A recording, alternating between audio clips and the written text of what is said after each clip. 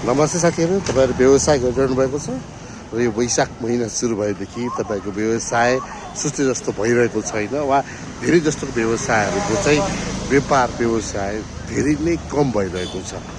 यसको एउटै कारण हो अहिलेको अवस्थामा वैशाख महिनाभरि नै व्यापार सबैको कम भइरहेको छ। तपाईँ व्यवसाय गरिरहनु भएको छ भने तपाईँको अनुभव पनि भन्नुहोला।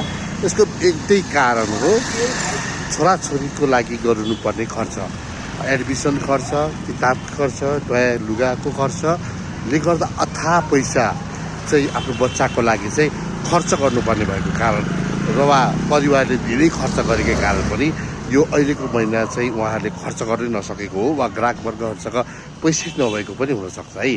त्यसले गर्दा सोचे जस्तो खर्च उहाँहरूले गरिरहनु नभएको पनि हुनसक्छ। तपाईँहरूको पनि विचार कमेन्ट गर्नुहोला र व्यवसाय गरिरहनु भएको साथीहरूको यो वैशाख महिनाभरि कस्तो भइरहेको छ व्यवसाय भन्नुहोला है त।